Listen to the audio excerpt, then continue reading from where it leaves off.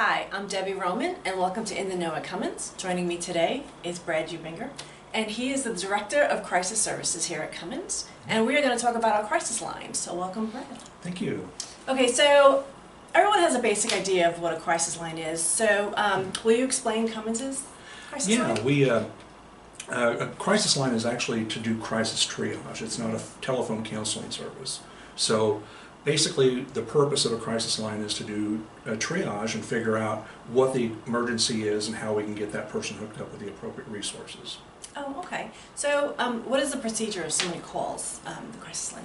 Well, I mean, during the day there's a couple different ways that a call could end up coming to us. So somebody could call our main number, the 888-714-1927 number, and it presents you with an option right away. If this is an emergency and you want to talk to a crisis counselor, you can press 1 and go right to our desk.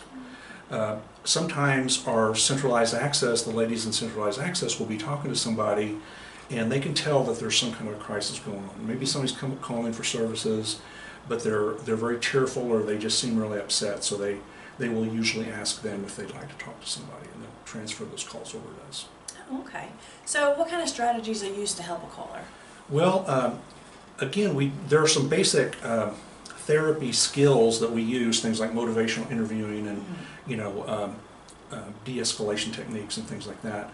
But really, the focus is not really so much on doing, like I said, it's not phone counseling. Our main focus is try to, first of all, de-escalate the person, get them calmed down a little bit, and then try to figure out what the emergency is and how we can link them to the appropriate resources as soon as possible. Whether that's, we might have to send them in to see a counselor if they're already a consumer with us, or we might have to do a 911 wellness call and have the police come out and check on them.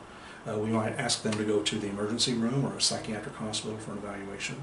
So like I said, the name of the game is to first of all get the person calm and then try to figure out what the emergency is and figure out how we can help mitigate the emergency as much as we can. Okay. So if Cummins is closed, how would it work? How would someone get help? Yeah, well, we do have a dedicated 24/7 crisis line. That number is 888-244-6083. And during the day, that just rolls over to our regular crisis line number like we do during the day. After hours, that would go directly to, we actually have a service called Protocol Services, which is a telephone screening service, and they basically screen the calls. Their job is really to figure out which calls don't need to go on to a Cummins on-call person, so they're going to screen out all the routine calls, somebody that just wants information about our services or maybe wants to schedule an appointment, things like that. Or sometimes there's people who call who are just, again, they feel like it's an emergency, they're very, very upset about something, but nobody's really in danger, so it's just a matter of getting them talked down and then the emergency's over. So they do that screening process, and when there's a legitimate emergency, somebody might need to go to the hospital or something like that, they would go on and contact our on-call person to take the call at that point. Oh, okay.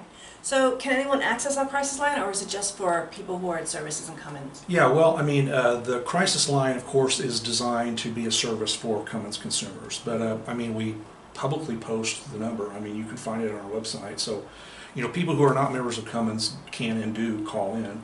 And, of course, we're okay with that as long as they don't, abuse it. If somebody's legitimately in emotional distress and they want to call and the people at Protocol can talk them down and calm them down, and there's nothing wrong with that. It would be if somebody was trying to use it as, like I say, a counseling service, that we would have to set some boundaries with that. Oh, okay. So are there any other options besides the crisis line if someone is really in crisis? Well, I mean, they can, if it's a genuine crisis, of course, they can call 911 if it's an emergency situation. And there's also, there's a warm line. I don't have that number memorized, excuse me here. There is a warm line if somebody does just need somebody to talk to, that's not really an emergency, they just want somebody to listen. Then the warm line number is 800-933-5397. Okay. So we often give that out too as a resource. That's for somebody who, like I said, there's no real danger involved. It's just that somebody, kind of looking for a friend. Yeah, somebody wants a listener. Okay. So I'm going to pop this question at you. So what advice would you give someone who's hesitant about beginning services here at Cummins?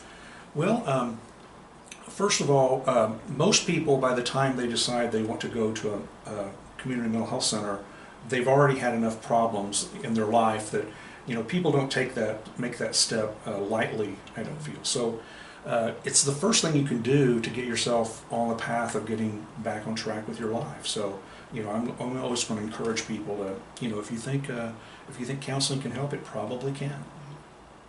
Okay. Well, thank you very much for joining me today. Thank you, Debbie. And if you want any more information about any of the services we offer here at Cummins Behavior Health, just give us a call at 888-714-1927 or check us out on the web at cumminsbhs.org. Thank you. Thank you, Debbie.